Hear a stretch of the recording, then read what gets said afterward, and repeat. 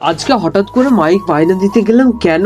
আর mic ভাড়া দিতে যাওয়ার সময় রাস্তায় হঠাৎ করে এরকম দৃশ্য দেখতে পাবো, এটা কখনো এক্সপেক্ট করিনি। তারপরে মামা বাড়িতে গিয়ে একটু দাদু দিদার সঙ্গে গল্প করে চলে আসলাম বাড়ি।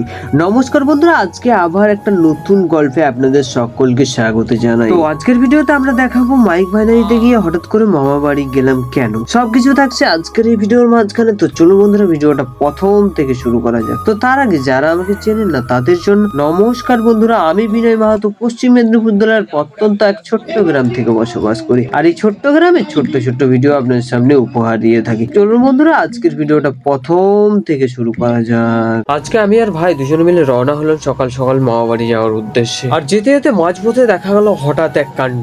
দেখা যাচ্ছে একটা মোটরসাইকেলে দুজন চেপে আছে, তার মধ্যে মনে হচ্ছে যেন একজন চেপে আছে পেছন দিক, কিন্তু পেছন দিক থেকে দেখা যাচ্ছে যেন একজনই পালাবস্তার উপরে চেপে বাইক চালাচ্ছে। হঠাৎ আমি অবাক, এরকম ভাবে কে কিভাবে মোটরসাইকেল চালাতে পারে। তারপর কাছে গিয়ে দেখি ও বাবা, দুজন চেপে আছে। তারপরে ফাইনালি আমরা পৌঁছে গেলাম মামা বাড়িতে। মামা বাড়িতে গিয়ে দেখি যে দিদা নেই, কিন্তু দাদু আছে বাড়িতে। এদিকে আমি চারিদিকে ঘুরে ঘুরে করছি দিদার খোঁজ, কিন্তু দিদা আছে বাড়ির পেছন দিকে। কি বুঝবি বই। হঠাৎ করে দিদার কাছে গিয়ে দেখলাম দিদা কি করছে।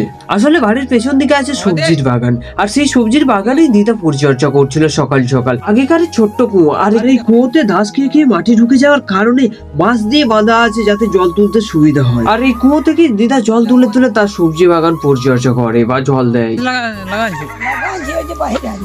কই দেখি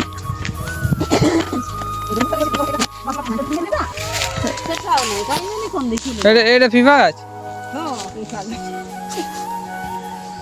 ছোট ছোট ফিফা গাছ এসে চারা লাগাইছি, আর লাউ গাছ লাগাইছি। লাউ গাছটা অনেকটা রোগা রোগা হাত দেওয়া হয়নি। এইগুলা কি গাছ আছে মামাদি? আদা গাছ। মামা বাড়িতে সবজি বাগানে কি কি গাছ লাগিয়েছে দিদা আর কি কি গাছের পরিচর্যা করে সবকিছু আপনাদেরকে একটু সামান্য গুনে গুনে দেখিয়ে দিলাম। আর যা কিছু চারা লাগিয়েছে সবকিছু চারা লাগিয়েছে কিন্তু বস্তার মাঝখানে। বস্তার মাঝখানে লাগালে একটাই সুবিধা হয়, জল একটু অল্প পরিমাণে দিলেও চলে। আর এদিকে দেখছি কাঁচা লঙ্কা গাছও আছে, যার মধ্যে কিন্তু টাটকা টাটকা লঙ্কাও ধরেছে। এছাড়াও রয়েছে আখ ও বেগুন গাছের চারা।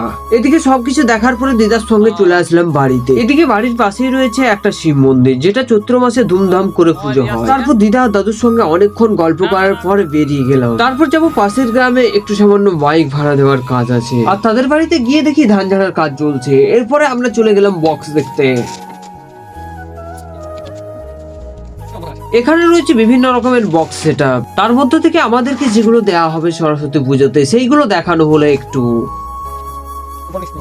সরস্বতী পুজোতে আমাদের কি কি লাগবে সবকিছু মিলে একটা এগ্রিমেন্ট পেপার তৈরি করা হলো, যাতে আমরা সই করে ওখান থেকে বেরিয়ে গেলাম।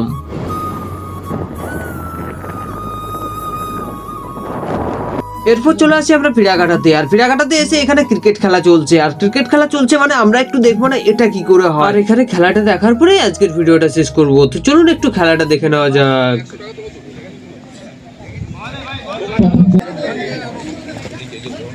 এবার কিন্তু শানিত ব্যাটের আঘাতে বল ফাঁসবে আকাশ পথে, দিয়ে যাবে পরবর্তী বল। এবার কিন্তু ছুঁয়েছে উইকেট কিপার না। এবার কিন্তু ইউমিস আই হিট নতুন প্রতিভা, অবশ্যই পিয়াকাটা প্রিমিয়ার লিগের পিয়াকাটা left hand batter mister Bittu will face mister Joy. This time লঙ্ঘন অঞ্চলে বল ছিল, ফিরে আসার পূর্বে প্রান্ত বদল হয়েছে এক রাজ্য।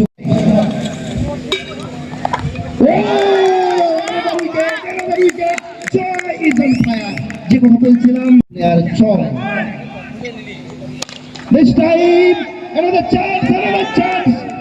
এবং সফলতা